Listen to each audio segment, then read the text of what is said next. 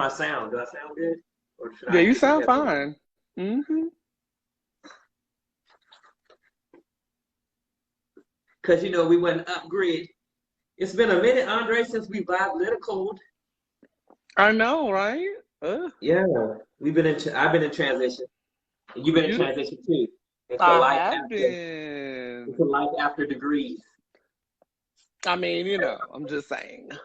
And I've been physically going into work. So I've been going into the office to work now. So I'm not teleworking anymore.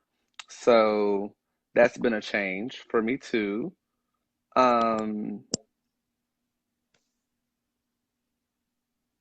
Hmm. so yeah, I'm pulling up my notes for my topic. I'm not sure what I didn't look at the title. I don't know what you titled this. I just Um, said episode 10, and I use Roman numeral X because I feel like it's gonna get Malcolm X. I'm kidding.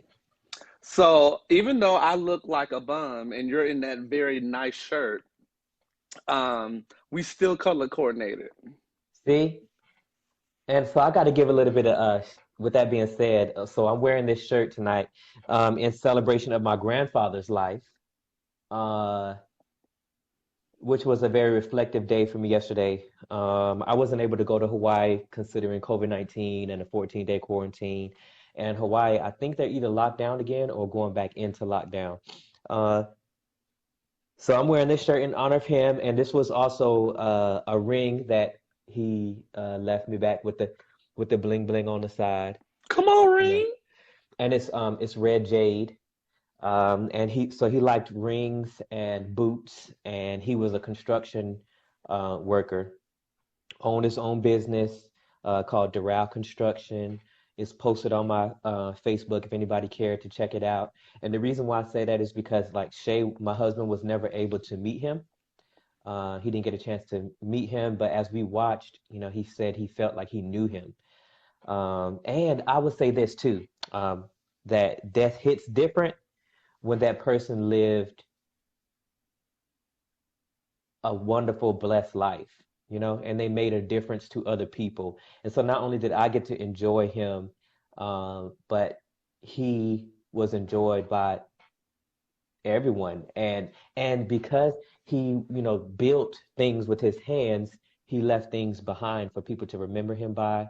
He always had the best snacks. He made the best sushi. And it just helped me celebrate something because as EOs, we all about diversity. And I just realized like I'm so multicultural. Like he was Filipino. My grandfather is Filipino. And so it just helped, celebrate different cultures and he had all these pictures. It brought back all these memories. And it was just a wonderful celebration. And shout out to my mom because like she set it up and she wanted it to have a flow. There was some song selection, some great singing in there, and it was just, yeah, it was a good time. And then the same day, I think that's when the news came out about Chadwick Boseman dying, passing at 43, 4 years, struggling with colon cancer. And so I also celebrated him yesterday because if you have not listened to his Harvard graduation speech, that's what it's called, right? Graduation speech? The commencement speech. Commencement speech. Thank you. I knew it was called something. So, Yeah. but yeah, if you have not watched his Harvard commencement speech, please do.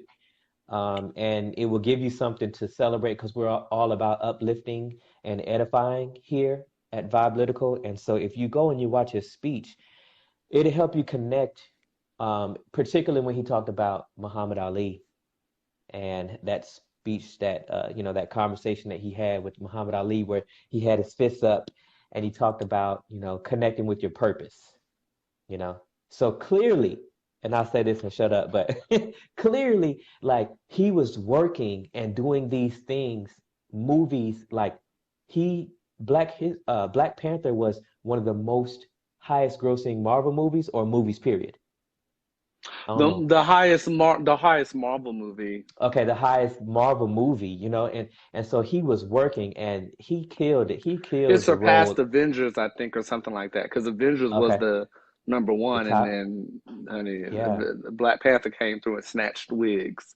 See, So and so that, and then James Brown. I love James Brown, and I feel like he just really did a great honor to James Brown by playing that role. He played that thing. So that's what's been going on with me. So my friend came today, was not able to get on base. That's a weird thing. But we went for Mexican food, and then we went to a little bit of sightseeing that I haven't done since I had been here. There was a lighthouse. We went out, took some pictures, walked around, got some ice cream. It was a nice day today, it you was a know? nice day too. It was a nice day over here in Kentucky too. Hmm. Yeah. So as for me, I guess I'll talk about a little bit about me and my weekend and my time, Yeah, and then please I'll do. jump right into my topic. So my Friday was very busy at work. What I'm noticing is that there's a trend in the EO office for me is that EO complaints come in on Friday. Mm, I feel like I barely get any kind of person hit me up during the week, but for some reason when Friday hit, it's like everybody comes through. So I service cadets and military service members because I'm in cadet command for cadet command and Fort Knox. So I hmm. service them, and I was telling Brandon this earlier, but the regulation changed on 24 July in reference to the EO program, and now cadets can file formal complaints now. So the cadets are coming through. The cadets are Hmm. coming through with EO complaints. I can't discuss those. I discussed them with Brandon offline, but yeah, it's there. The people are coming through with different EO violations and different things like that. So I have a total of two cadets. Well, I have three cadets, and then I have one service member that I am taking care of a formal complaint on. So Mm. um, yeah, it's been mentally taxing for me. So Friday I had a glass of wine. I turned up by myself, turned up with my red wine to relax my nerves. Saturday was a chill day. I hung out with my good friend Chris. He's one of my really, really close friends here that I made in just a short time. I met him during the pandemic, but he's amazing. So shout out to Chris. He doesn't have Facebook, but just shout out to him. Hmm. And then today has been a lazy day for me, so nothing special Hmm. with my day today. I'm just I'm ready for Labor Day weekend to come through so I can have my Hmm. Friday and Monday off. And yeah, that's pretty much it. Dang, Brandon, you are so close to the Am I camera. You're like, I can reach on out and it? touch you. Like, Lord Jesus. No, no, Okay, no. so direct me, co-host. How? So just back up some a little bit. Just Okay, how's back that? up some. That's better. Because it seems like you were like this. It was like, God, look at you. I was just trying to match your height because I was looking down like, is my headspace gone now? No, it's good. It's good. I love how you be clowning me. I'm like, can you? Can you back up? I mean, it's like you all up on the camera, like God, Like because Busta Rhymes. right, like you're close. Like I don't know if you need to back up some or if you because the camera's good. I Hmm. just feel like you need to back up. I feel like you. Okay. There you go. You backing up. So I see a Okay. couple people. Are I see Danielle and I think Gary's on. Hey Gary. So I'm gonna go ahead and get started on my topic. Okay. So my topic is the title of my topic is called "Less Prison Time, Morals or Money." And for all of those individuals that are watching, if you have anything that you want to input or say in reference to my topic, please type it in and say it. I will read them aloud, and Brandon and I will discuss it. But my topic is less prison time. Is it morals or money? And then I'll add or both. So I have a lot of notes, so hopefully I can get through this pretty quickly. Because I wrote a lot of information down in reference to this topic. Because when I think about prison time, when I think about someone getting prison time, I feel like there's a lot of prison sentences, according to different states, that are way more extensive than others. So, like, I feel like when it comes down to like if someone gets arrested for drugs in Oklahoma, is way more Mm-hmm. severe than someone that's maybe in Nevada or something. I'm just throwing out the states, but Mm-hmm. um, the laws, when it comes down to the different laws in different states, it has that. So I want to talk about prison time, and is less prison time all about morals, or is it about money? Because you got to think about money. Because when Mm-hmm. you go to prison, as we all know, I mean, our taxes go to the. I mean, I'm Mm-hmm. just saying, I'm just throwing it out there. So I want to talk about this woman. Her name is Alexis Nicholson. She's 25 years old, and she has a picture of her and her dad on her 8th birthday, and it's a picture of them two in a photo booth at like a carnival or whatever, with their heads against each other posing. It was like a real cute little photo, right? And her father, Reggie Nicholson, has 3 children, so she's one of the 3 children. But Alexis is her only daughter, so he has 2 sons, and then Alexis is her daughter.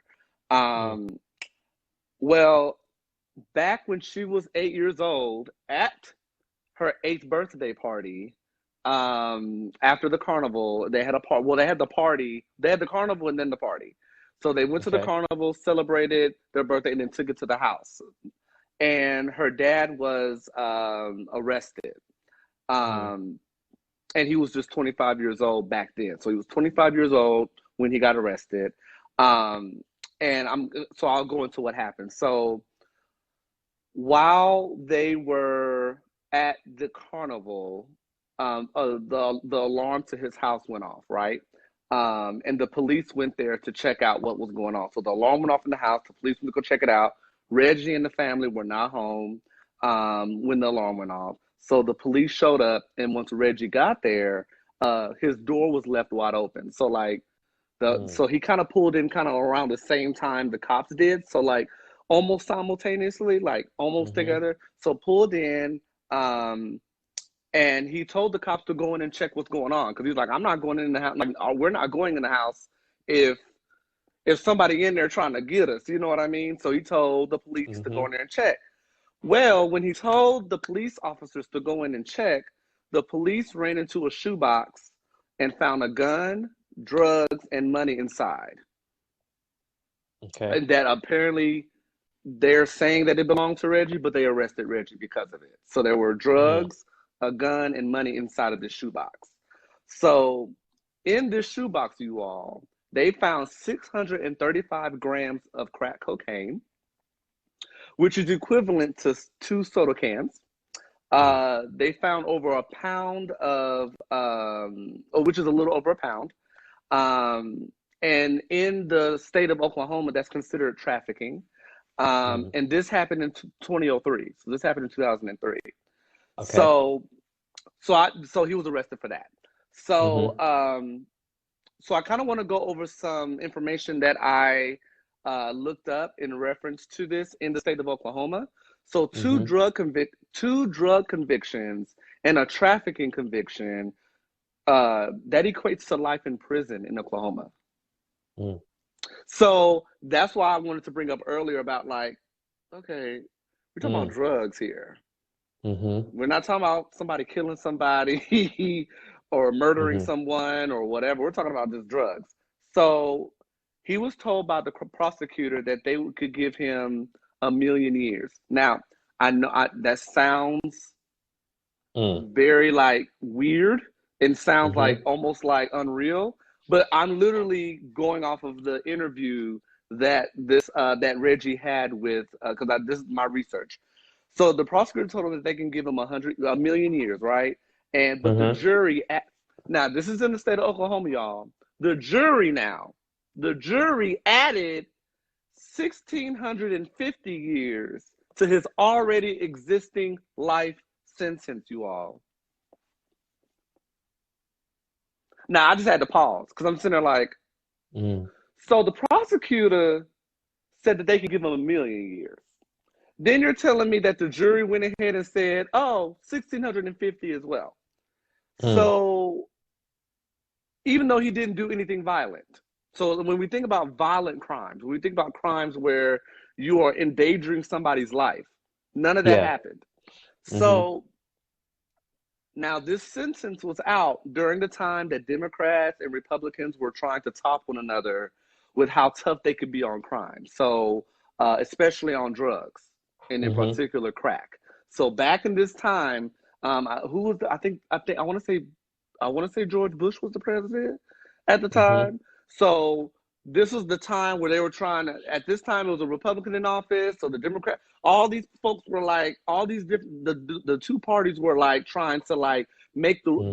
the laws a lot more stricter on drugs and all that, right?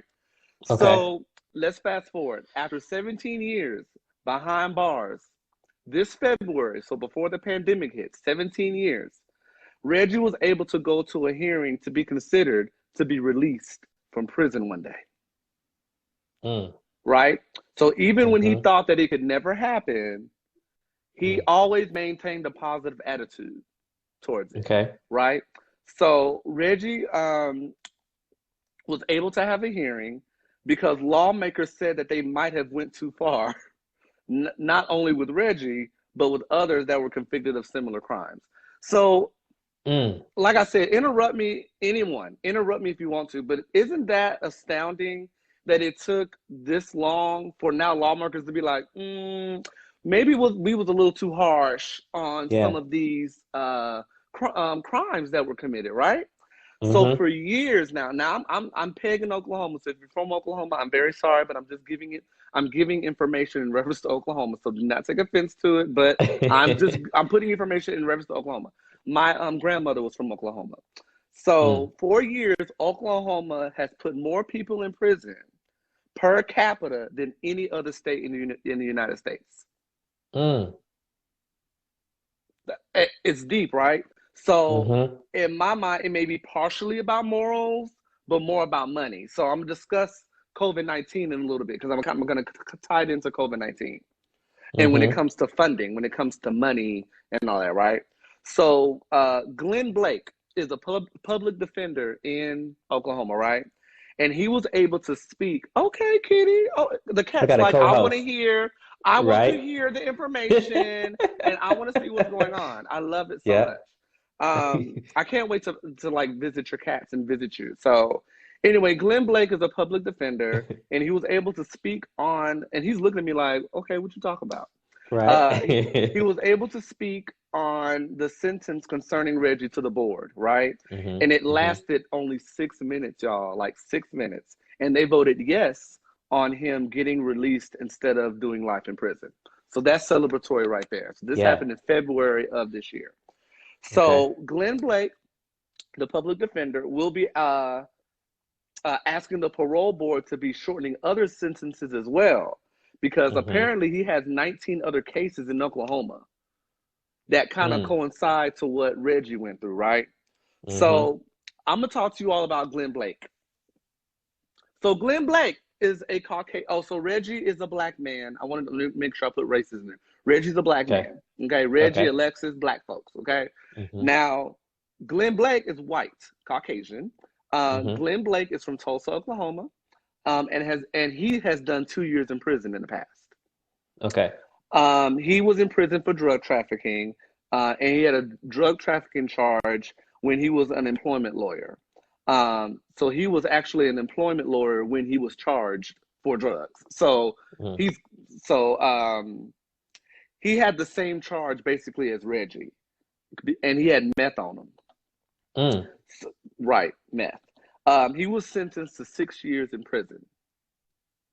I want you to think about that. 6 year sentence for this Caucasian man. Mm-hmm. And Reggie has A like million, a 16 million, 1650. thousand. Yes. Right. Like what? So Mm. so Glenn got out for good behavior at 2.5 years. So Mm. he didn't even do his 6 years. And Mhm. he noticed that he got out. And one thing I really admired about Glenn Blake is that he Mhm. admitted that he got out because he was a privileged white man. Mm. He literally, oh, he said it. He said, for my sentence to mirror Reggie's, I did 2.5 years. Reggie Mm. is still in, and we were both Mm. in Oklahoma, the same city. They were from the same place. Mm. Same place. Maybe not the Okay. same neighborhood, but the same city, right? Right. Mhm. So, Same so same district, same like same same precinct, court, praying, same court, same court, county. same county, probably the same jail. I don't know, but just everything was the same. So Glenn Mhm. Blake, so Glenn made the connection to an old friend where he did 200 hours of community service at the firm. This is after he got out. So he did 200 hours of community service at the firm he was working in, and was able to get his law license back after interning. So imagine being an employment lawyer, you lose your bar or Mhm. whatever, then you get out, and then he was able to get his law license back. Woo. This is deep, right? Mhm. So now I'm gonna start. So his passion. So I'm gonna tell you, Glenn's passion was to ensure Mhm. that he reached out to the Black community, and Mhm. helped those individuals not to get life in prison. Mhm. And he knew, and he admitted this. He said he knew he was sitting on privilege and wanted to pay it forward.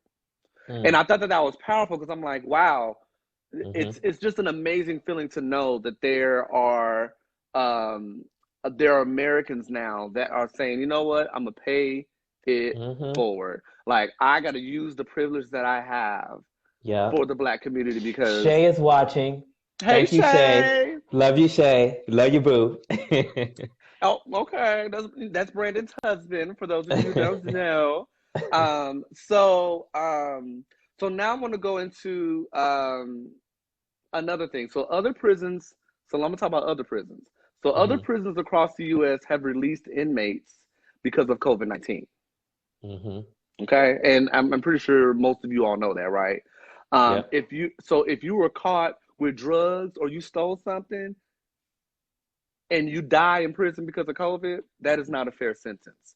So that is what prisons across the U.S. was like. You know what? If they have like these petty crimes or these crimes that were just not as like, okay, you didn't rape somebody or murder somebody or whatever, honey, Mhm. go, just go, right? Mm.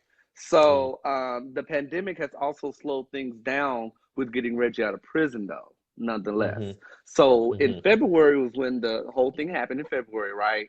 But as far as like him finding out when he getting out, it slowed down for him, unfortunately. So,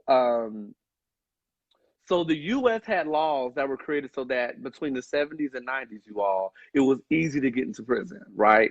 But much Mhm. harder to get out of prison. Much harder to get out, Yep. right? So it is so much harder that 1 in 142 people in the country are behind bars right now. 1 in 142 people are behind Yeah. bars. That is 2.3 million people are behind bars. That is Mhm. numbers based, and these numbers are from. I want to say that these are numbers as of, I want to say the end of July going into August, so it's fairly recent. Oklahoma became the number one incarcerator in the country. Number Mm. one. Number one on locking up people of color, and number one, locking up women. Yeah. Oklahoma, just Oklahoma. So we haven't even talked about no other state. And the reason why Mm. I'm targeting Oklahoma is because it's a shame. That Mhm. is crazy. Now, mind you, I'm gonna say this too because there. Shay says hi. I'm doing yard work and trying to pop in. so, so one thing I will say is with this, I understand that if there are individuals that break the law and commit crimes, they should serve their time. So I'm not sitting here saying that they should just get Mhm. like 2 weeks or something like Mhm. that behind bars or a month. No, they need to do some time because, Mhm. but I think a lot of folks, and like I said, y'all chime in. A lot of people kind of don't really realize that prison is a rehabilitative tool. Mhm. It's to say you did this Ooh, wrong. You did okay, this. You did okay. this, but well, yeah, I want you to speak on it. So But so prison is so supposed to be where you so. learn from your. Supposed to be. Now Mm-hmm. I know what it is, but Mm-hmm. it's supposed to be a time where you reflect on what you've done. So when Mm-hmm. you get out, it doesn't happen again, and it should not care. It should not follow you for the rest of your life. So go ahead, Right. Brandon. I want you to interject. Go ahead. Okay, so let me try this one more time. I tried to put our title on there. And what was your title again? Because it's gonna refresh. Hopefully it will Oh well. refresh. Okay. Yours Less is prison time, mm-hmm. Less prison morals, time. and then put a dash, and then put morals or money. Okay. And mine is digesting media and truth. Ooh. Or digesting media. How about that with truth? With truth. Hopefully that will update it. Because I tried to last time and it didn't. Okay, it looks like it did. But the reason why I asked you what your title was again, because it fits with my title. Once again, we didn't talk this time we didn't talk about it. And sometimes when we start talking, I be like, dang, I wish we could have talked so I could do more research. But it's so funny how you're over there, I'm over here. We don't see each other every day, but we are perfect co-hosts for one another. And the reason why I I say that love is it. because prison is supposed to be that way. And look, like so we have to go back to something. We have to go back to something that's pivotal to right now, and which is why I want to say digesting media with truth. It's supposed to be that, but it's not that. And let's like, and by Can I no finish means, my? So can I finish my? Because I'm nowhere near done. So if yeah, you're gonna, if you want to, because I don't mind you it's just digging one into. point. It's just Yeah, one point on what you just said, how prison yeah. is supposed to be that. That's why I said it's just to interject and then I'm gonna be quiet. But I just wanted to set that foundation because it is gonna go into my topic. Um, and that is it's supposed to be that, but it's not that. It's not treated as that. And if you have not seen when Joe Biden was on the Senate floor advocating for the crime bill, please go and watch that because maybe that's what prison started out as. Maybe it is, maybe it's not. Like you go back to the genesis of police, slave patrols, all that. Like we have a problem discussing matters that are true in the sense of prison should be rehabilitation. Do your time, come back out. Here's these programs so you can now be a contributing taxpayer, contributing member to society, and you got some skills that we probably need out here. It's some avenues and some skills that they probably can provide to the local community that they're not getting to because it's not a rehabilitative place, unfortunately. But if you have not, watch Joe Biden on the Senate floor for advocating for the crime bill for it to be passed for that legislation. And the only reason why I say that, and then I'm done right here. The only reason why I say that is because that crime bill, which later went on to produce other legislation, three strikes you're out, these kinds of things, led to mass incarceration in a country that says home of the free, land of the brave, home of the see. I can't even get it because it's Land not of the true. free, home of the brave. Home of the Mm-hmm. brave, but in theory it sounds good, but in practice, where is it? Ooh, and that tied into my our episode about Thomas Jefferson, about how he Yes. knew slavery was terrible, but was a master to the slaves. So So you're right. Okay, let me now. I got to comment on that. So you're right. Um, all men are created equal. Sounds good. In theory, sounds good. I believe it with my whole heart. But then in practice, ooh, you better say it. yeah, You better say it, Brandon. I mean, I'm just saying. yeah. So yeah. Thank you so much, Brandon, for that. Mhm, So I'm gonna move on because I'm getting there, but it's a lot of notes. And like I mhm. said, please interject, you all. Like, please, for whoever's. I can't see how many people are on right now, but I think y'all probably just taking it in and just listening. So anywho, so, so I said earlier that Oklahoma became the number one incarcerator of in the country. So the number one in the country. So the number one locking up people of color and the number one in locking up women. Like, just knowing that statistic is like, it's like, whoa. And of course, there's always going to be a number one for everything, but I'm just Oklahoma is just being targeted. And like I said, if you're from Oklahoma, don't take offense to it. I'm not talking about you. I'm talking about the laws that are in Oklahoma. So, I mean, I'm putting out that disclaimer now. So Chris Steele. He's a Republican, and he was in the House of Representatives in Oklahoma. And when Reggie and Glenn were arrested for their drug charges, right? So during that time, and I'm just putting it out there. So if you like Chris Steele, I'm not shading him. I'm just stating what he said, because this is interviews that I've heard him speak on. This is the reason why I have my notes. So he said that he paid little attention to the actual crimes being committed and felt it was important to lock people up if they broke the law. So think about that right there. So he's just like, listen, if they break the law, like, lock them up. Like, and if you think about that when you think about it, like, on the grander scheme of things, it's like, yeah, lock folks up that commit crimes.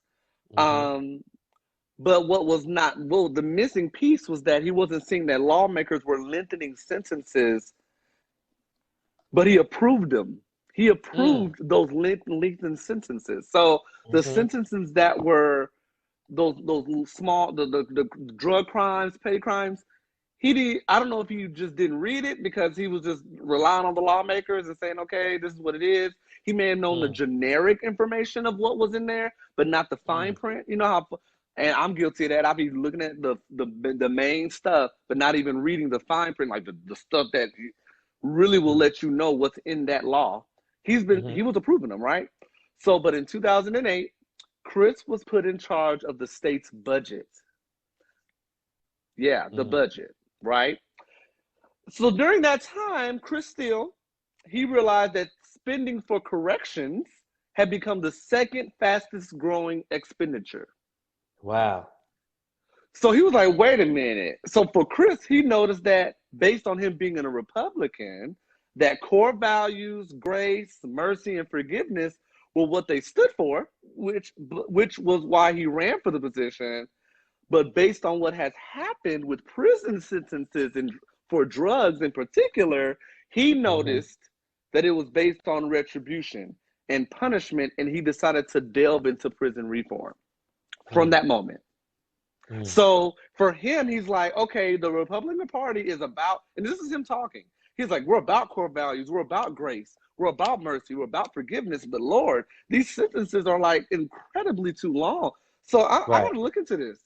Now, this is a Republican talking. This is not Democrat. This is not independent. This is a Republican, right? So today, according to the Prison Policy Initiative, you can look up what that is, PPI, but Prison Policy Initiative, the incarceration punishment system costs the government and the public $182 billion a year. $182 billion, not million, billion dollars a year to include prisons and jails, the parole system, and the guards, because the guards are within that umbrella as well, the guards. So across the states, y'all, they have looked into changing their laws. So across all the states, because he started reaching out to different folks in the other states, like, hey, like, how y'all looking money-wise? Like, ooh, like, we need to look into this. So that's why my title is Less Prison Time. Is it about morals or is it about money? Or could it be a little bit of both, right? So that's the reason why the title is that. Okay. So back to Oklahoma, y'all. Back to Oklahoma. A group called Oklahomans for Criminal Justice Reform. That's the title. They said that the real problem is just how long the sentences are. So if the politicians are not doing anything about it, they will. So Chris Steele, the Republican, left the office and joined that group. He left. He left. He was like, I'm not going to sit in the House of Representatives. I'm leaving. This is a Caucasian Republican man, okay? So Chris, along with this group, gets an initiative on the ballot to let the people vote, and it passes. Simple drug possession became a misdemeanor, and the person gets way less time in Oklahoma. Nice. Beautiful, right? Okay, Hmm. so I'm almost done. So the group also looked into the ones in prison to get their sentences shortened. So in 2018, they knock on the door of the Tulsa Public Defender's Office, and guess who works there? Glenn Blake, the one I stated earlier.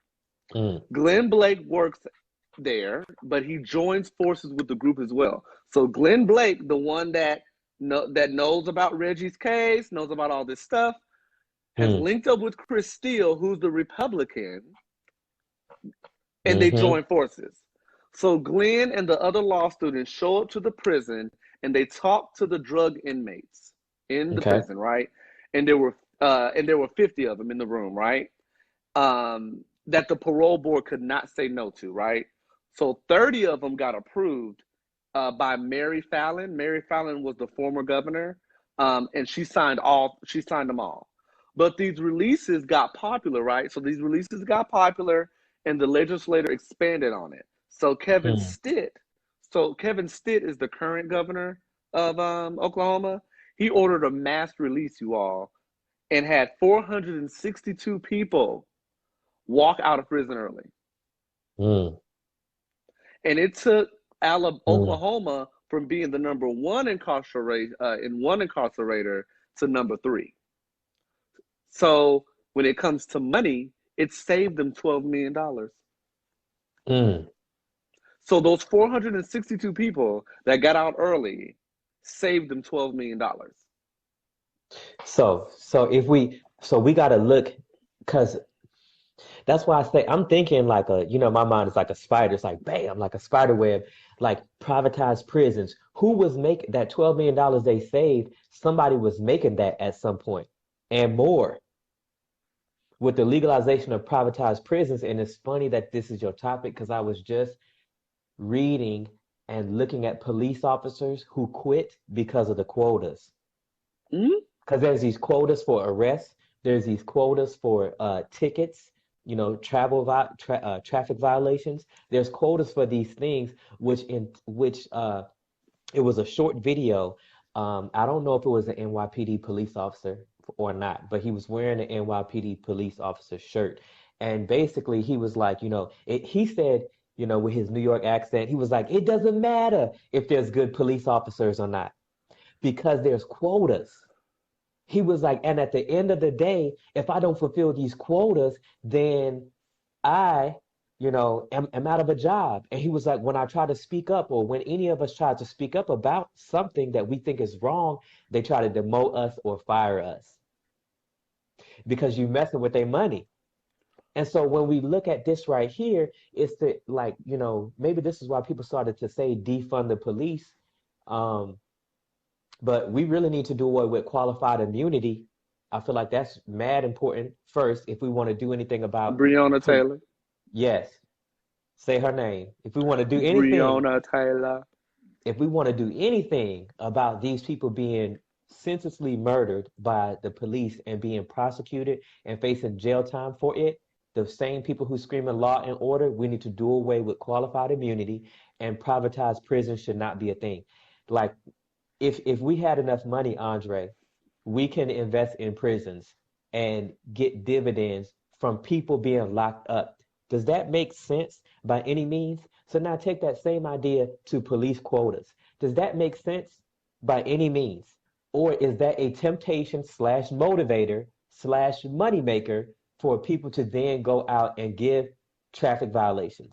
So in essence, we might be able to say that racial profiling is monetized because he also said they give us the quotas and then they tell us the neighborhoods to go to in order to get the quotas. So how was that? So now that's why he said it doesn't matter if they're good cops because there's quotas. So yeah, you might be a good cop, but you have these quotas that you're pulling people Well, it's over. kind of I was gonna say that pulling people over for traffic tickets. Like, so by the end of the month, they need to have this amount of tickets, Hmm. And or so this amount of people pulled over by this time. yeah, Mm-hmm. and so let's take it a step further. Like like, so traffic violations is one thing, but there's arrest quotas as well. So now let's take it to the police officer. I bet if we could go and interview the police officers who have planted guns on people, who have planted drug. Remember the guy who planted meth on the person and it's all on the body cam? What was his motivation for doing that? Was he trying to get that arrest quota for that month? So now we have monetized our own police who we say Ooh, are my here to Aunt Judith is on. Hey, Auntie. hey, Sorry. hey, Sorry. auntie, you're good. So we have monetized, those who are supposed to protect and serve. We have monetized them to now be terrorists and mercenaries on our streets. So protect and serve, and it's so crazy because like I have friends who go to different churches and stuff, and it's crazy how sometimes a pastor, a police officer, a priest, a fireman, these are professions and positions, titles, jobs, whatever you want to call them, that carry with it a certain amount of respect that comes with the position, right? Regardless if that person earned it or not, in the public view, that's how these people are looked at. And I Yes. think, I think that we don't even, I think it's kind of elementary to say, oh, all cops aren't bad. Nobody's even, who is trying to, police officers have a good, still, even all things considered, most people are respectful to police officers. It is my opinion that most people are still respectful to police officers and still listen to what they're asking them to do. Hmm. Now, I think what police officers get mad about, or the other part is like the good police officers have to deal with the fact that these other ones over here are doing whatever they want and not facing the full extent of the law. So Well, because that's what I have friends that are upset about that. I have police officers that are like, listen, I'm over here doing my job. I ain't violating nothing. I'm over here minding my business, but then I get looked at like the bad guy because I'm wearing the same uniform they're wearing and they're getting away with it. So it makes all of us look bad. So right. I hear both sides. So Hmm. I think that's the reason why people do say, because I'm guilty Hmm. of it. I used to say that all cops aren't bad because Hmm. I was defending the ones I personally know. Because I'm like, I Yeah. know cops that are legit, like they know what they're doing, they Right. abide by, they literally protect and serve. They Hmm. will take a bullet for someone. They will, like, Hmm. I just know that. So, but yes, it is elementary. Oh, Now that I hear your aspect on that, I do hear yeah. why you say it's elementary to say that all cops are bad because Well, there's more to it. yeah. Well, I think if I could explain that a little better, I would say it like this: the conversation in which people are saying all cops are not bad.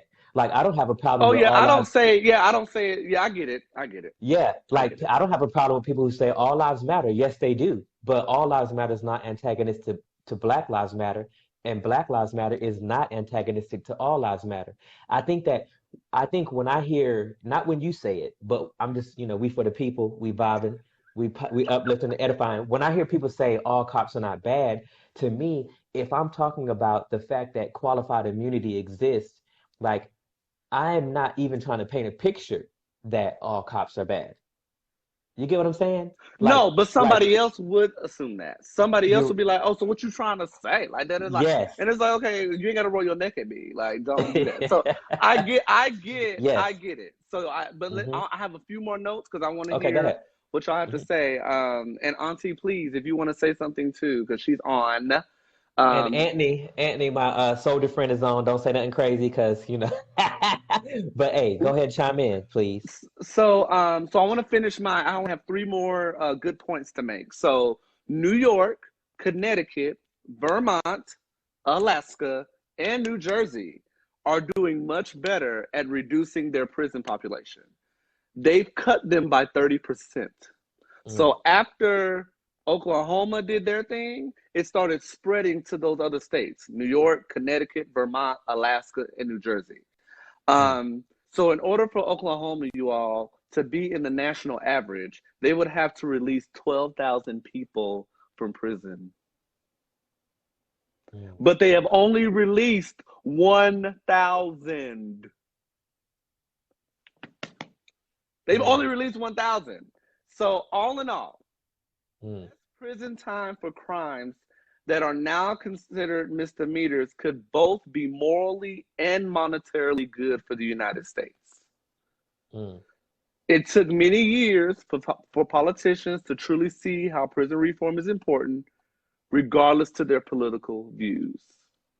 mm, And I'm closing out on that. mm. Thank you. That was great. I like the depth of information you brought. And it is pretty interesting that, these things took so long. Nevertheless, I'm glad they happened. And I am more curious to see if, what about the people who are currently locked up? Like the people in Oklahoma before this case started. Like I think we need to go back and look at, you know, different things. Like why is marijuana why? Like why is marijuana still illegal when it's legal in the predominantly white states, I Ooh, would say. That where the population is white, Colorado, Washington. What is that for? I didn't think about it like that, Brandon. I didn't think about it like that. But you slapped Yeah. me in the face with that information. I didn't even which think.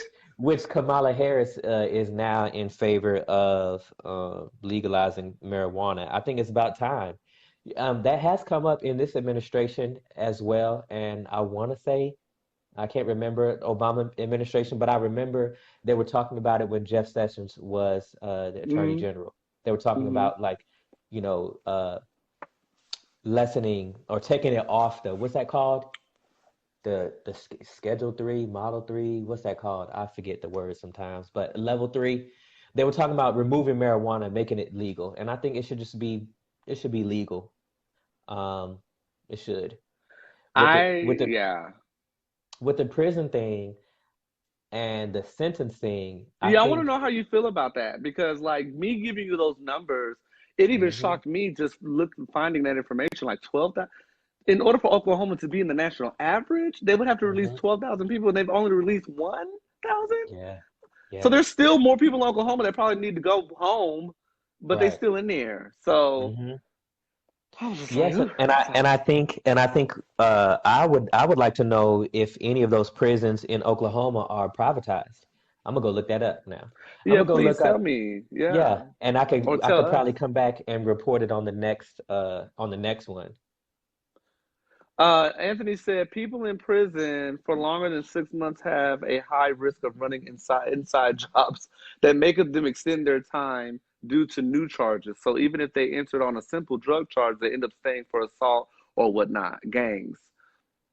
That is Mm, an interesting perspective to mm, bring up, which is probably why those other. So when I stated earlier about who said that, that's your friend, right, Anthony? yeah. Okay, Uh-huh. so what I'll say to that is, I think that's probably why uh, Governor Stitt, no, I'm sorry, former Governor Mary Fallon, there were 50 people that were brought to the parole board or that were brought to the board, right? But she only signed 30. So I'm going to assume, Anthony, with those 50 people, that 20 of them probably had done some stuff while they were in prison, and that's why she didn't Hmm. approve those. So that's something to consider as well. So thank you for that point Hmm. there, because that is something to consider. Because some folks do act up even more while they're in prison. They don't know how to act right, Yeah. and they just act up So even more. So I was at lunch. One of my friends, he's about to take the bar in, I want to say in DC, and he had brought up the Stanford experiment. Do you know about that? I They heard made of it it. they made it into a movie. Um, and it was pretty crazy, and they had to stop the experiment. But it was basically here, you get some people to volunteer, and they advertised, I think, in the newspaper, and it's a prison experiment, a makeshift prison, and these people are the guards, and these people are the prisoners, and it just unfolds. And it's crazy because it's kind of showing what happens to this power dynamic. And I think, it would speak to what Anthony's talking about people in prison for longer than 6 months, is because the way that the prison guards started treating the prisoners. and the way that the prisoners started rebelling against the prison guards. And like it just, people lost their identity and like real fast. And they closed it down because people were psychologically, uh, I hate to say it like this, but psychologically damaged from this experience. Both the prison guards and the prison inmates. Like, I mean, it got crazy. It got crazy, and they shut it down. And I bring that up to say that, human dignity sometimes goes out the window when people get a little bit of power. Power makes people act, I guess, in certain ways that if you have not watched it, please go watch it because it would help round out this conversation and the aspects that we have. Or if you ever watch some of those prison shows, um, the reality I think is there's not enough of the idea of rehabilitation. Like, think about this. You go to prison for gang activity, for something you did while in a gang. Why would you be able to be in a gang in prison? Again, so to me, it's almost as if, you know, the idea of prison is is not something that is designed to rehabilitate or remove these behaviors, but designed to reinstill them. Because one thing that you didn't talk about is recidivism. Yeah, I didn't talk about that. I mean, for another show, but that would be interesting to find out how many of those people in prison, like, did time, got out, came right back, and Ooh, why is that? Why is yeah. that? And okay, we can get Well, to I'm going Anthony's to read comment. Anthony's. Yeah, I want to read it. So it's part of life. Even good people are subject to survival. My point is, drug charges, unless mass distribution, should never carry a sentence. We have to eliminate prison time altogether for simple crimes, crimes to oneself. So, and so I want to elaborate. Thank you, Anthony. So I want to elaborate on that. Um, I mean, this may sound like unrealistic, but I'm going to say it. But I really feel that crimes altogether. So like it crimes altogether. So like I know that there's lawmakers have created prison sentences based on the crime itself, right? Like they've created that, right? I feel that they should adjust it according to the person. Does that make sense? So like if I did it, so if I me and you did the same crime, right? But my like I may have done it longer than you. Like, so my prison sentence may be longer because I've done it longer, which means that you just started. You may, I'm just throwing out an example. I'm not saying that that's what it should be, but I'm just saying, like, I Hmm. feel that when crimes are like, when you have a blanket, like, okay, everybody gets this and this is what it is, it takes away from the individual that did what they did and then the who they are as a person, like their actual, like, not saying that they, like, their morals disappeared when they committed the Hmm. crime, but like, I Hmm. just feel like it should be weighed differently. I don't know. Hmm. That's just unrealistic thinking there, but I felt like it tied into what he said about like we have to eliminate prison time altogether for simple crimes, Yeah, crimes to oneself. crimes So to like, oneself. mm-hmm, Yeah, I agree with that, and I think, it's kind of hard to talk about economic woes and human issues without talking about, I mean, we can't talk about prison time. We can't talk about crime without talking about poverty. We just can't. Like, you just can't. And Anthony kind of hinted at that, talking about survival. Like, yeah, that in the current system, people join a gang or whatever for survival in prison. Like, I feel like there's plenty of movies that show us, and there's all these shows on the National Geographic and History Channel and all these other channels that show what it's like in these prisons and why the people have to gang up. Uh, but shouldn't we be looking at ways to change that? And if we're really going to change recidivism, and if we're really going to change crime, then we have to look at poverty. We just have to. I know people don't want to, and I know people don't want um, to acknowledge the fact that crime and poverty go together, but these are facts. These are facts. And that's why my title is Digesting Media with Truth, so let's because talk about that. I want let's to talk let's about it. get into that topic because Okay. I think we'll talk about prison and time for the whole show, and I don't want to do that. I want to hear Okay. your Yeah. topic. So let's Okay, move on to so yours. first things first, we have to be careful in these times. The headline is designed to spark you. It is. Unfortunately, clickbait. Clickbait is a thing. Clickbait sells. People get paid for clicks, right? On our social media. So we can't act like we're oblivious to the fact that headlines are for clicks. They are. So when you look at an article and you look at its title, always go in and really digest the information. I think it's time to slow down with our information. Slow down long enough, you know, to actually digest what is this article really saying, and look for more of the story. Like the Kenosha, Wisconsin. So Jacob Blake Ooh, shot 7 times in the back. It could have been ooh. handled differently. Before we even get the chance to, make any decision about that story, here comes Kyle Rittenhouse, a 17-year-old who traveled, from a nearby state, and it's illegal for 16 him to miles have, to be exact. okay, illegal for him to have this AR-15 at 17, but here come and y'all know I'm politically agnostic. If you didn't, there, so I'm just gonna speak freely.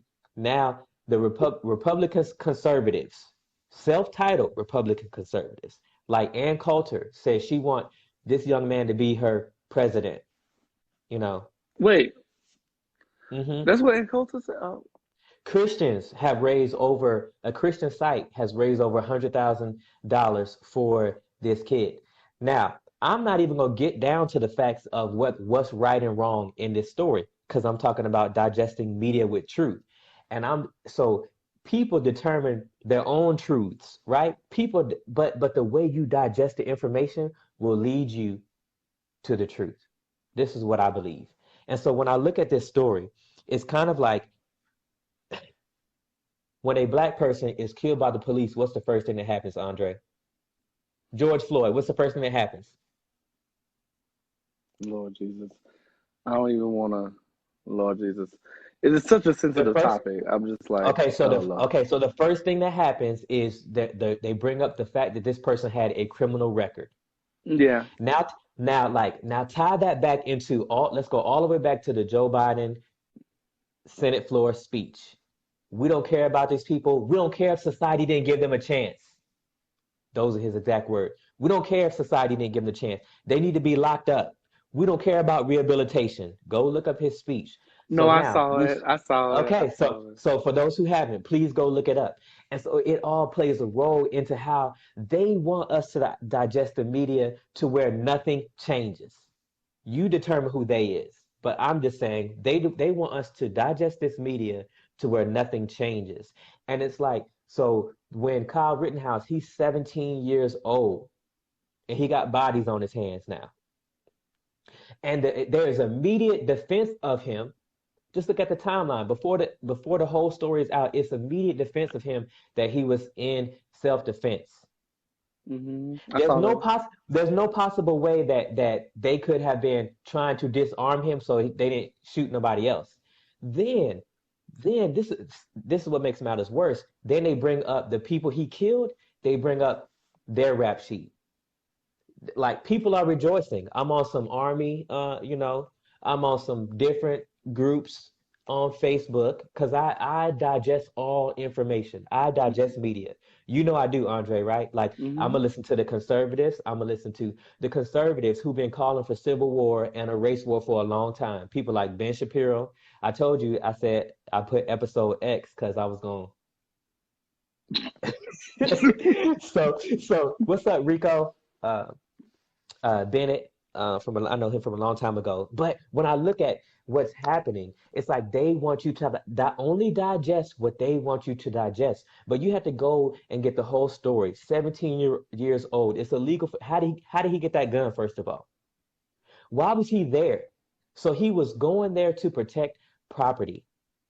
Now, look, which brings us to another thought process, right? So when we look at police, are police there to protect and serve the public? Or are they there to protect and serve property?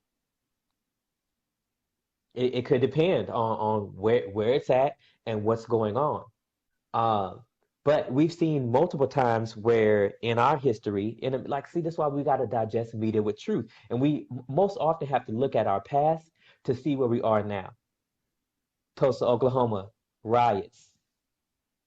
You know what I'm saying? Philadelphia, the burning of black neighborhoods. The bombing. The Tulsa, Oklahoma riots was the burning, where they killed hundreds of black people in this country who were successful, who were on their way up. So now when we're protesting in the midst of it, like, it's called a protest. Like, it's not supposed to feel good. It's not supposed to be comfortable. And we must separate protesters from rioters and looters. You can't conflate the two. But I, for one, think that it is very courageous to push against the machine. It's very courageous to critique your country. And to me, that's what makes you patriotic. Because there's very large, conservative and Democrats. No person, no group wants to be painted with a broad brush, right? Think about it. There's people who say, I'm a Republican, but I don't agree with this, right? People say, I'm a Democrat, but I don't agree with this. There's no way you can say you agree with everything your political party does. That's not realistic. And so when we try to paint people with a broad brush on who they are, what they believe, and that kind of thing, it gets very bad. And we're going into this place where there is a spiritual enticement to say what is good and what is evil. And this person deserved to be defended, and this person did it because he did this in his past. But if you ask me, people who say they're Christian, this is why I don't like the Christian label anymore. Because people who say they're Christian, like Yahusha, do you know that Yahusha was accused of being a devil? I was reading this week. Yahusha was accused of working with Beelzebub. And the interesting part about that is, what's up, Prophet Hartzell? What's up, Ortega? So he was accused for being a devil. Andre, ask me why. Why? For casting out devils. He was accused. They was like, you must be a devil for casting out devils. I feel like that's where we are now. Like, so Kyle Rittenhouse deserves to be defended, but Jacob Blake was shot 7 times and chained to his hospital bed. And they're saying, I don't know, but they're saying, see how I give room for the truth. But they're saying he's paralyzed. I don't know why they would lie about it though, but they're saying he was paralyzed. And so Yeah, and they're saying that he's chained to the bed too. They have handcuffed him to the bed. And that's my point. But they also came out and said that because of public opinion, and public pushback, he's no longer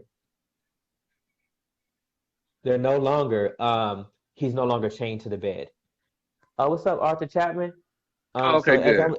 Yeah. So and I'm just saying, like, they're trying to twist our arms, and I don't think the media is the devil, but I think what we do with information. We can't control anything outside of our household. We can't control anything outside of us, but we can control how we respond to things.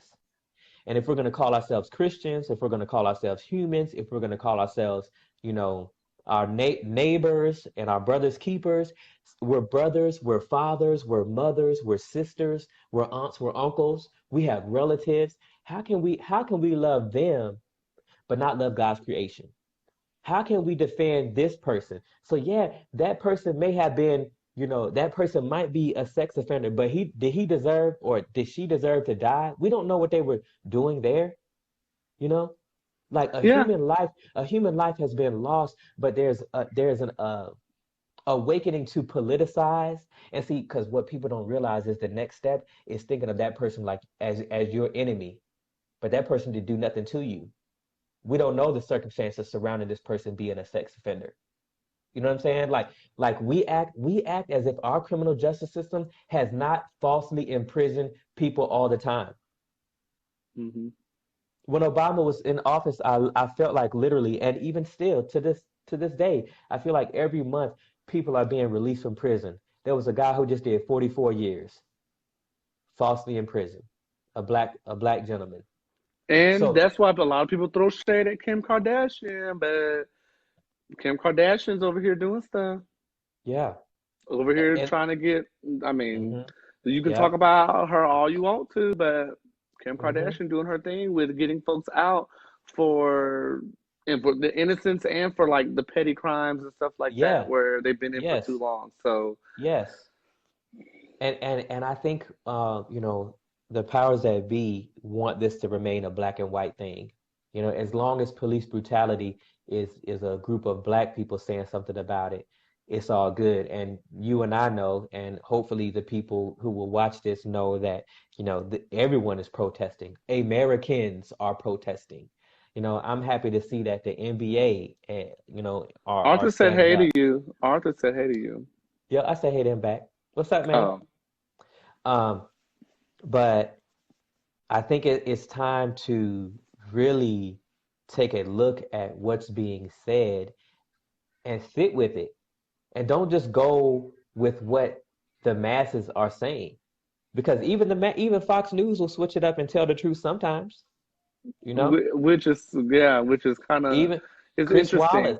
Hmm. yeah, like Chris Wallace, has his own opinions about things, and the truth is out there. But if you just go with what's inflammatory and what excites you, and your every thought is to be against your neighbor, to be against your fellow American citizen who's different, they like people are using Democrats. People are calling Republicans crazy things. People are fighting somebody just because they got a MAGA hat on.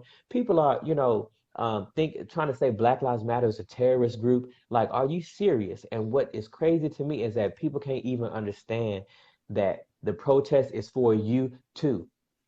They're protesting American police on American soil, Hmm.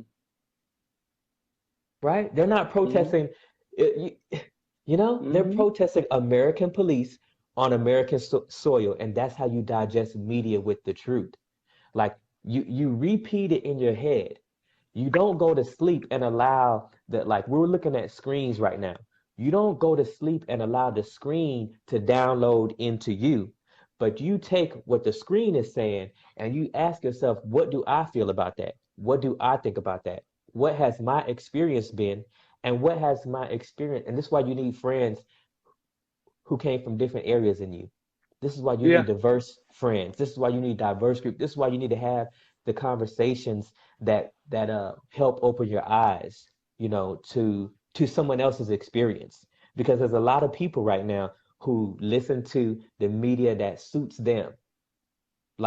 Yeah, I want a their comfort conservative zone. narrative. Hmm. Yeah, so I'm a stay there. Nothing that's going to challenge me, and that's only going to further embed me to not be a good neighbor to somebody until to somebody different than me until I'm forced with the experience to have to. Like it's parents out there who are against gay people, right? And then God forbid, but then their child is gay. And now they have to figure out, do I disown my child? Does it even really matter? Or, are you my child and I'm going to love you no matter what? And now, until I had this experience, I used to be against gay people, but my son is gay and my son is a good human. And so now I can't look at gay people this way anymore. You see what I'm saying? Like, Right. and as long as we digest media in the way that they are telling us to do it, it's never going to be reconciliation. Like, shouldn't we want life to be better for every American? Yeah.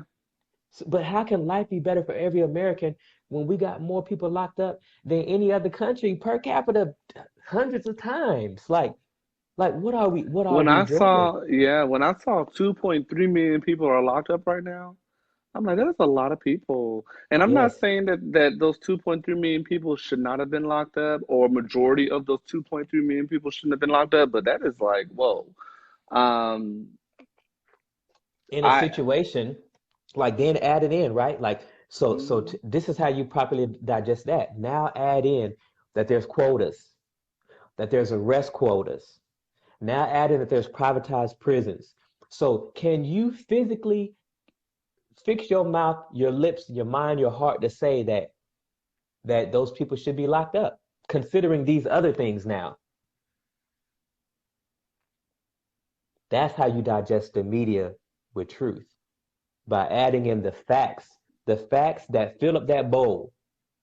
Like Yeah. when you go to like I miss the movies, like I just want some pop, when you go get the popcorn and it's like flowing over, Yeah. like Yeah. I miss that with all the butter on the top. And that's how we need to do with our facts. Like don't just put one thing in the bag. Like don't nobody just want one kernel of popcorn. Fill that thing up till it's running over. And that's what we should do with the way that we look at this information that's being projected at us constantly. Because y'all, Andre So just gave y'all a class on, the prison system and just one state and how that one state, you know, like how did they get all them people in jail? You mean to really tell me there's that much crime? And if there's that much crime, what are they doing to reduce crime? right, and that's the question, and that's the real question that should be asked is if all those folks are locked up, what avenues of approach are out there Uh-huh. that can Hey, reduce? Alex. My God, like that is Mm-hmm. insane to know that Oklahoma was number one for all those years, and now it's better late than never. I will always say that it's better late than never You're to right. look into prison reform and all that. It's better late than never when it comes to that. My question to you is, Brandon,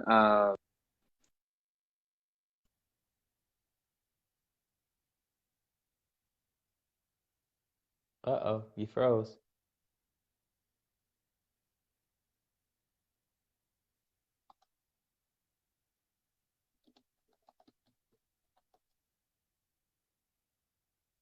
Uh-oh. Can y'all still hear me?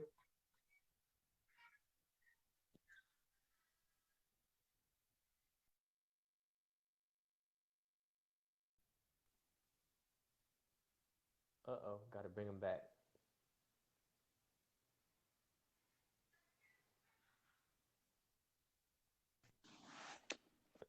Uh-oh, what happened? You froze. now now I have my phone on do not disturb, and somebody called me still. So how does that work? How does that work? I have my phone on do not disturb, so I don't even know how I had a call come in. I see my girl Trina's on. Hey Trina. Um, but yeah, I'm like, golly, what happened? Um, and I really want to talk to that person, but I am in the middle of a live, so I'll have to call her back. Mm-hmm. Um, it's Sarna Heeman. You remember Sarna Heeman from EO school? Sarna Heeman, I do. real quiet. Yes. She was calling me, Okay. and I'm like, I have my phone on do not disturb. How did a phone call come in? So so anyway, my question to you is, how do you feel about the how do you feel about that post I showed you about one of my friends talking about Jacob Blake and how on one hand it's Jacob's fault for rushing, I guess, to run to his car or something like it was a part where he left to grab something and there was a knife, something with a knife, something Mm-hmm. with the knife, there was a knife in the car, and then that's when the cops were like, "Oh, you're getting shot." And then he was like, "Oh, there was a over like the cops did overkill by like shooting them 7 times. Mm-hmm. You could have just did like a taser, something to that effect, like using a taser or Mm-hmm. whatever." But there was like a whole argument on his page, just basically talking about, oh well, he was probably already tased and he wasn't responding to the tase. And I'm thinking like, usually Mm-hmm. when somebody's tased, I ain't finna mess with you no more. I'm tased. Mm-hmm. Like, was he that much of a threat for you to shoot him 7 times In his back. In his in back his back? while the officer had grabbed him. And I would just say, I don't Like, want what are to. your thoughts on the fact that he said that it's both sides instead of just, oh, because he basically said that there's no evidence that it's about race. There's no evidence that it's about race, and Well, I have a hard time agreeing. I mean, but I well, mean, yeah. I mean, I think that to talk first, we can't even get people to admit, this is just my opinion. We can't even get people to yeah, admit that it wasn't justified 7 times. We can't even get people that's what to I'm admit that saying. was overkill. So before we could even go to it being about race, we can't even get, and to me, I think that is based on race itself. The That fact is that's the that. reason why people are saying Black Lives Matter, period. I don't care, look, let me ask for our audience, for our viewers, which protest, which political movement has America ever supported? It's only one that I know of in history. And so let's not act like the civil rights movement was a kumbaya, you know, because there was a complaint, an anonymous complaint that I got. And this I got the screenshot. I mean, this person said like, why not bring back the fire hoses and the K9s? Hmm. So let's not act like there are movements when people want equality in this country, that is something that we just say, yes, we're gonna sign up, we're gonna do it.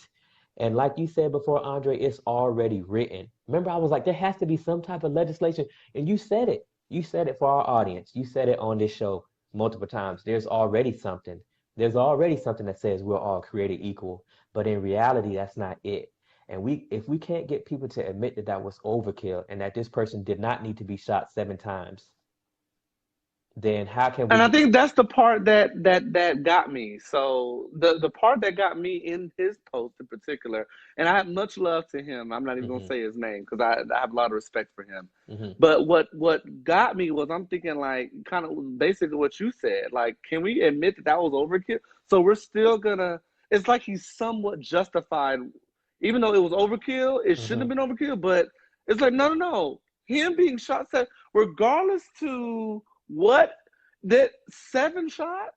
So Hmm. can we get on that? Can we talk about that there were 7 shots and now he's Yeah. paralyzed? He Yeah. could have been dead. Yeah. He could be dead right now. He Hmm. could literally be gone. Hmm. So I when I saw that like when I saw the no evidence of it being raced, that was one thing. But then I went back to what you said of earlier too of like, can we just acknowledge that that was too much? Hmm. Because if we're talking about his actions, why are we talking about his actions for? Because his actions don't even it doesn't even equate to being shot 7 times. And Hmm. I think that's the true that's the true point that I feel like a lot of people should consider that want to have an argument on like, oh well, he was.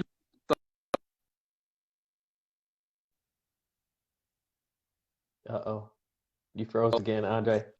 Oh, you froze again. Say that again. Listen, everybody calling me, and I have my phone on do not disturb. How are people calling me right now? I think my phone doesn't work with that. I don't know. Hmm. But yeah. Um, yeah, I just think that if we could admit that first, because I'm all about, you know what I'm learning? If you want to help people see things from your perspective, like I've definitely learned how to sandwich it. Don't you think I have, Andre? Like I had, and Anthony, I don't know if he's still on, but Anthony could attest to it. I have learned how to sandwich things. And like first we I'm get hearing, to oh, you know what? I'm hearing playback. your I'm hearing a repeat. So my AirPods are tripping again. Kate, do you need them for us to be able to hear? Yeah, because I can't even hear you. I can't even hear you because I'm hearing you talk right now. Hmm. So I'm gonna leave and then invite me back in. Okay. Okay. Okay. Hopefully this will work, y'all. Thanks. Thanks, Brother Williams.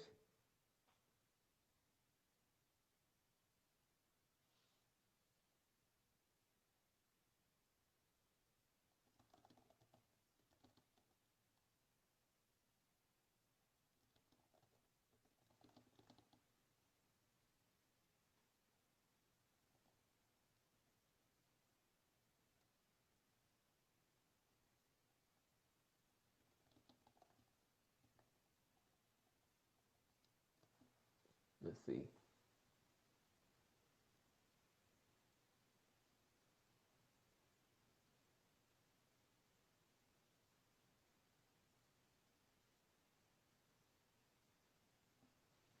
Trying to get him back.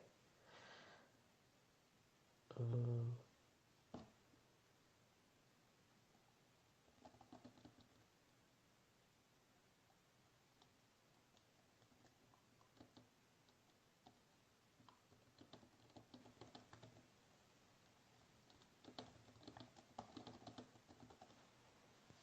hmm.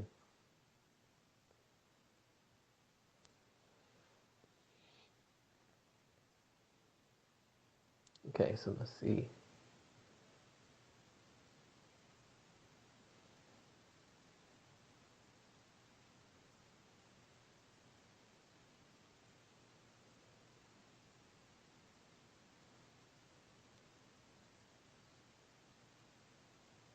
Trying to get him back on here. Hmm.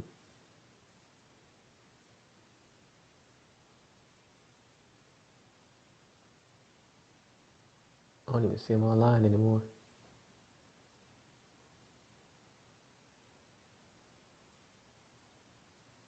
Well, how's everybody doing tonight? I don't see Andre on here anymore. And it's interesting. Okay, there he's back.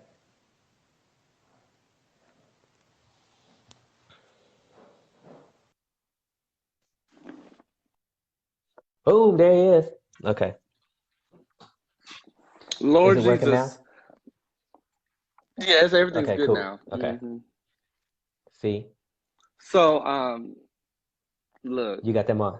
the You devil got them on playing. Beat Me 911. I'm thinking like, what the world is going on? Like, people are calling. Ugh. Oh, I see my aunt came back on. Hey, What up, auntie again. Auntie? Where were we at? So, no, I was just elaborating on the post that I saw about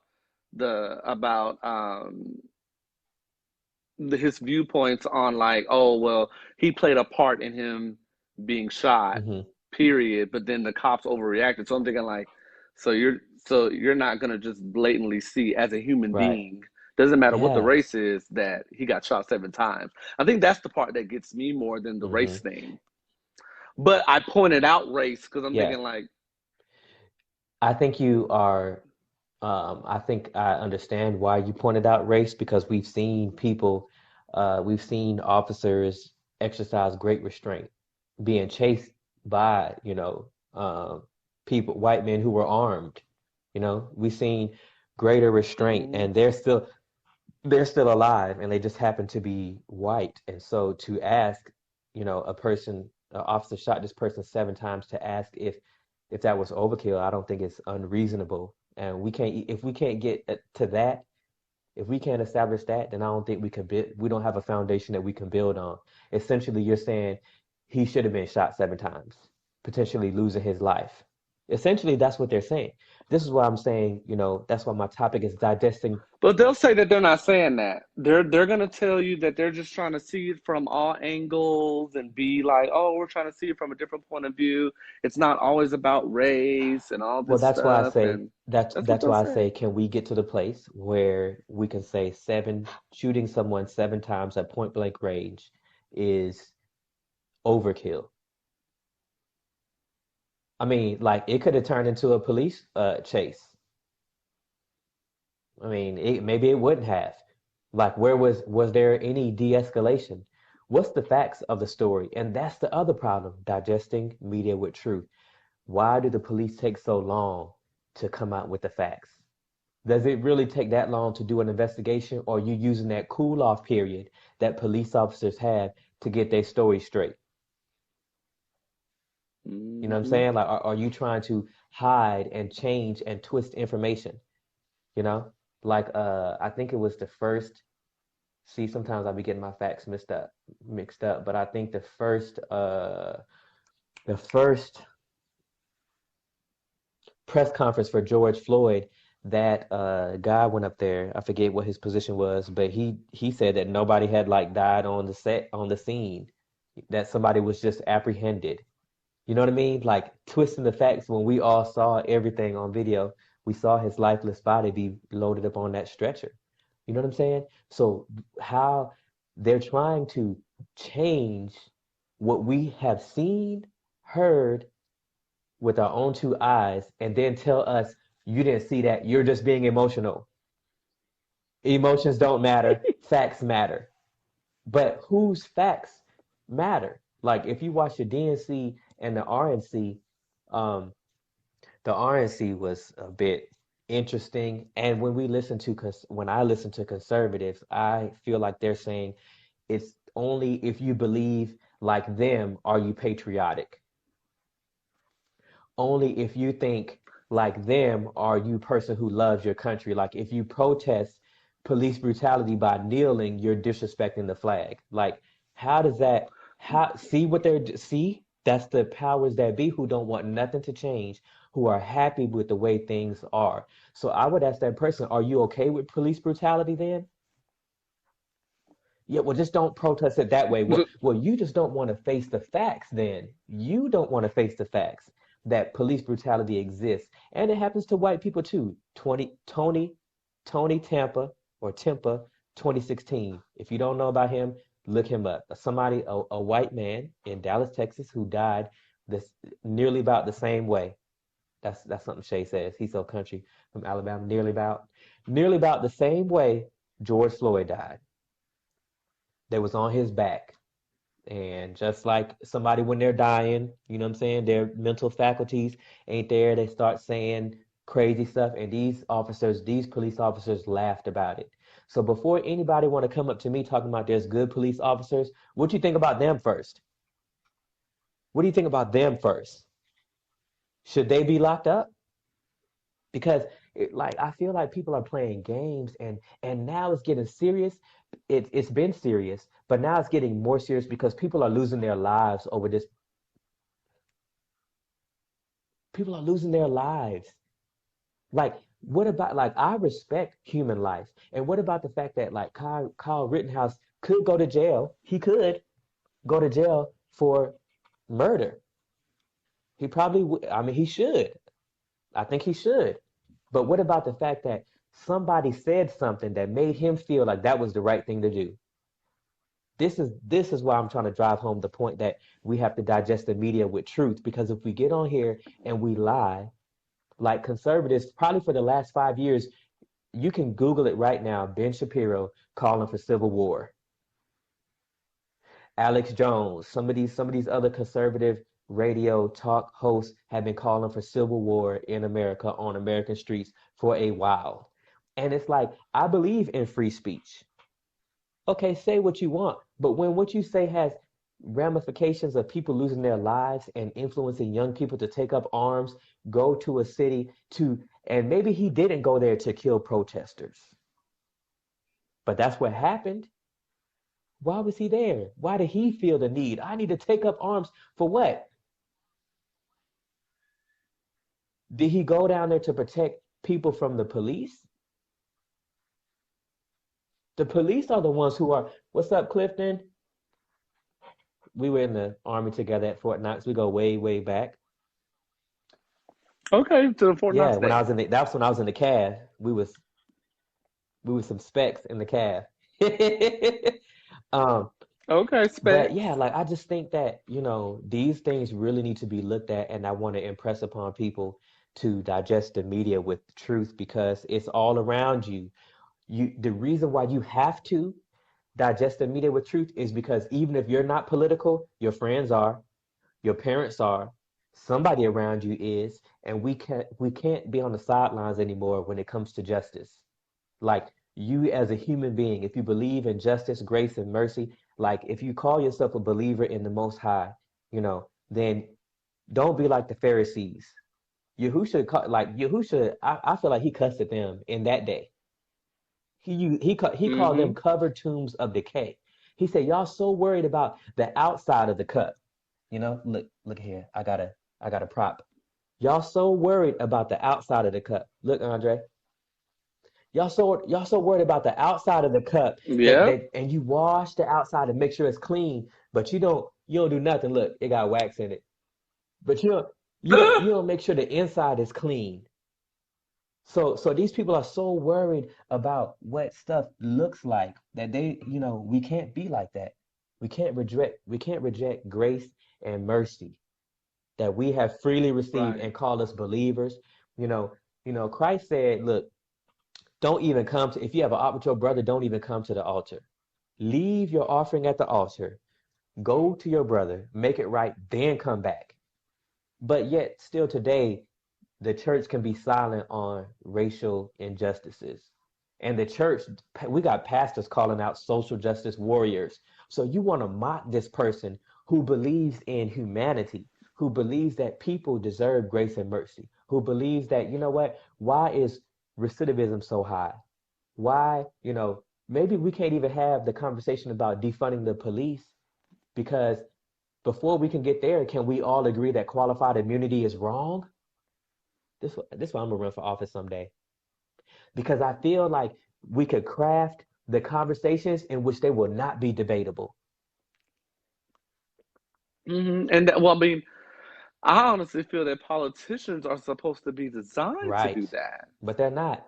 And they need some help. Hmm. And maybe I'm gonna help them out. Because look, if we can Boom. decide that qualified immunity is wrong, then we could build from there. Unless because I haven't Mm. heard a whole bunch of people talk about qualified immunity within defunding the police. I heard them talk about reform, training, that kind of thing. But I ain't heard them. I haven't heard the main push. And maybe it has happened. Maybe it's in there. But I haven't heard this big push for qualified immunity. If we do away with that, then we can do away with police unions' power over politicians, because police unions help politicians get elected. Their voice Hmm. collectively is stronger than my vote and your vote. Now, people might not want to admit that, but I'm just saying. So It's if true we can though. establish, that's my goal from here. If you want to be able to have a peaceful conversation with somebody, try to do it in such a way that, it produces peace. And the way to do that is establishing a foundation first. So once again, recapping, if we look at Jacob Blake, can we acknowledge that he didn't need to be shot 7 times? If we could have just acknowledged, Yeah. so look, this is what the media does. They'll be like, oh, he had this case and try to bring that into the narrative. But did the police officer know that he had that case at that time? So are you saying the police officer was motivated because he knew his whole rap sheet right then and there? So was the police officer being the judge, jury, and the execution? You see what I'm saying? Okay, no. So now what they want to do with that? No, take that out because that's not what we're saying, right? Okay, well then can't we say that being shot 7 times in the back is overkill? Yes. Okay. Okay, now that we have established that, you know, no restraint was really used here, or y'all tried tasers, you say that didn't work, then you shot him, but did you need to shoot him 7 times? No, we didn't. Okay, now, why did you? I find it hard to believe though, but I want to just go back to the tasers part.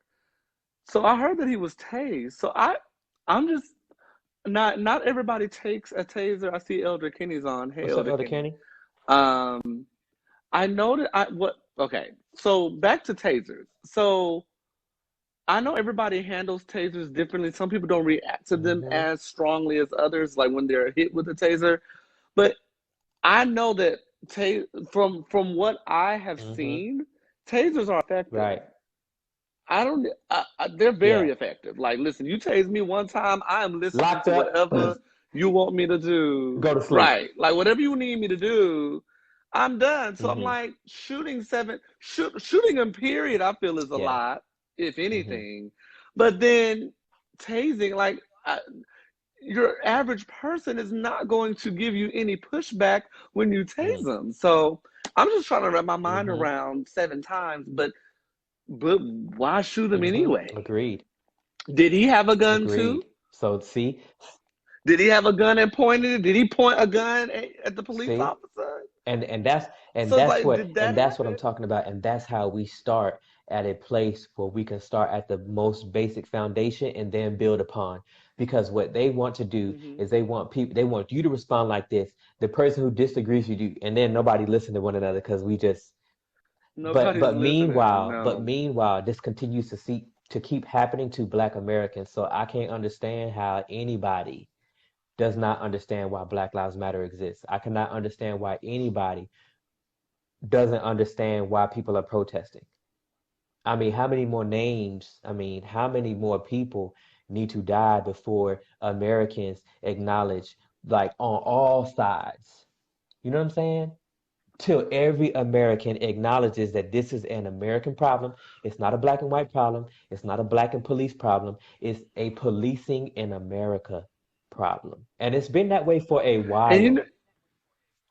you want to know what I also think, and then I want to Okay. move on because this is a little bit of a deep topic that we can probably discuss further. But a part of me feels like the ones that right. So a part of me feels like the ones that have this issue with Black Lives Matter, the same individuals, and we know who they are. We don't have to say who they are.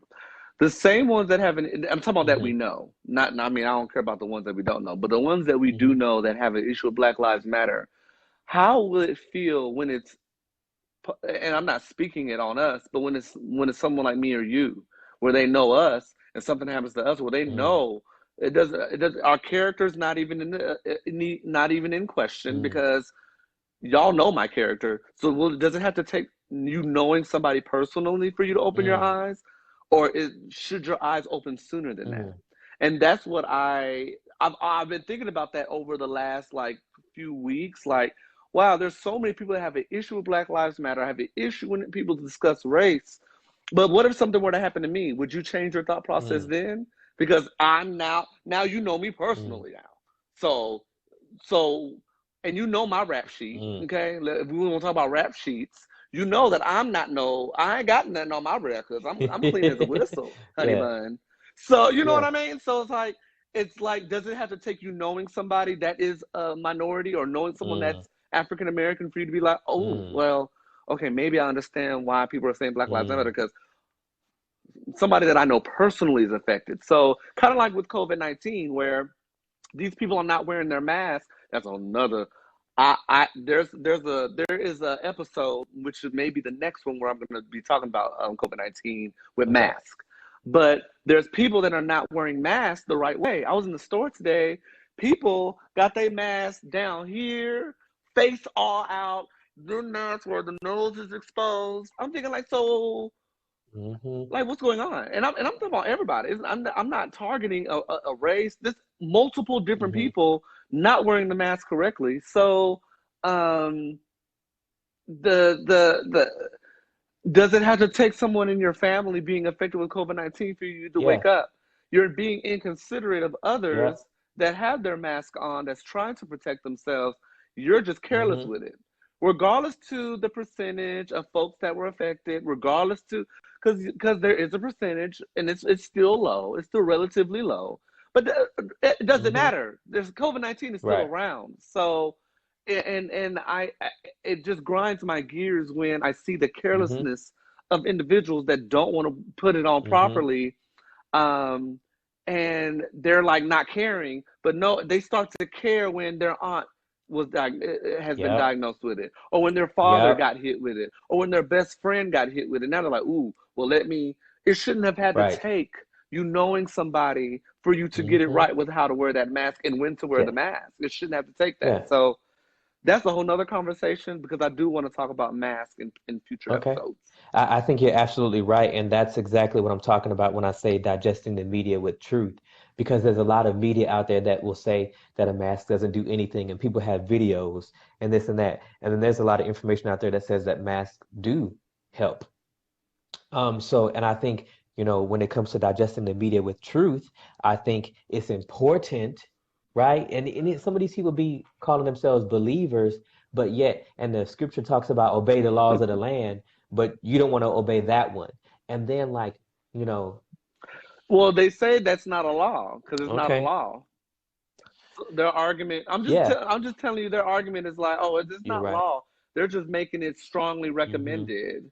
It's, but the story, so it's Hmm. like, well, I'm not required by law to wear it. Right. So Yeah, and I think that, that's where it comes back to, is that true though? Okay, so it's not a law. But what do you think about it? Like, is it going to take? I mean, For that person, I would say, do you think COVID-19 is even real? Do they think it's even real? There's conspiracy theorists that do not think it's real, that they think it's a Hmm. hoax, and that they're and no, they don't believe in the COVID Hmm. 19. So all Um, these hundred some and thousand it's people, like that's a lie. I think we're at 181,000 people, or 180 Hmm. something thousand people that have died altogether So so far. that's a lie to them. Um, so you're saying that their family members is just lying, so they said they got COVID, but they really didn't have Hmm. COVID.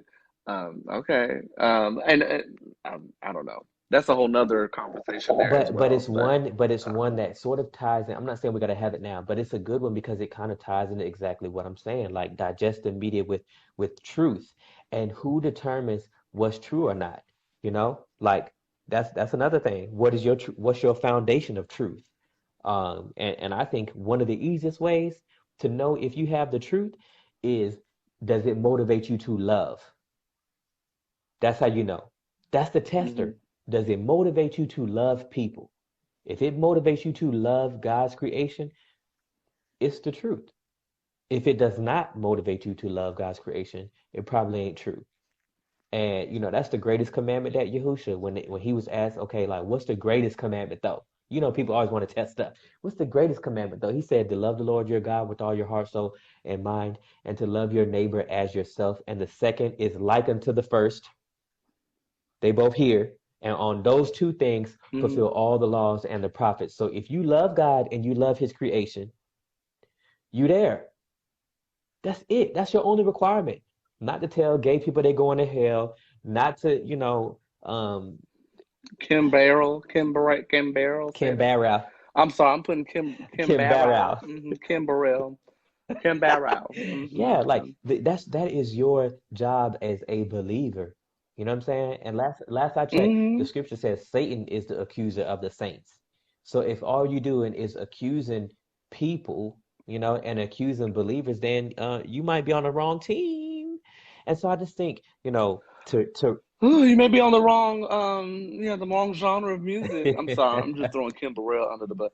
Kim Burrell's a gospel singer, and she like bashed the gays. So I yeah, just wanted to put that yeah, out there for those of you that want to look up Kim yes. Burrell.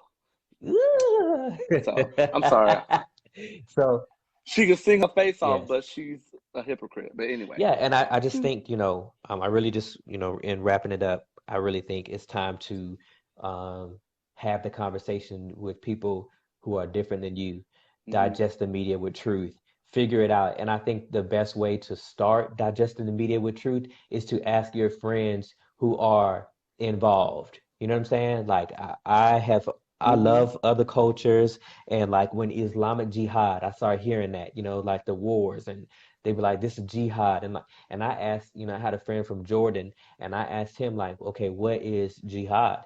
Because I want to know. Like, this is what they're saying on the news. This is what they're saying it means. Is that what that means to you?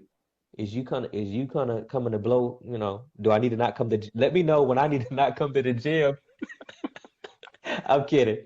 We got to put some humor in this. It'd be heavy sometimes, but like, yeah, I'm like, is that yes, we was on here for almost two for real? hours. Okay, we get ready to go. Yeah, because Maria said you went on at 1900. You still on? Like what's Yeah, going on? Y'all too yeah. long. Well, because Don't be I judging know, us. right?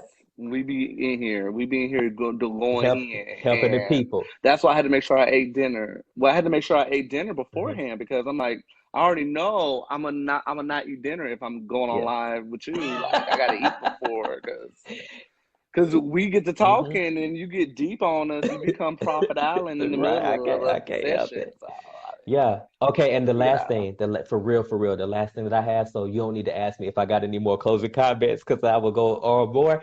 But the last thing I have for real, for my believers, I always got to talk to my believers, not to separate you.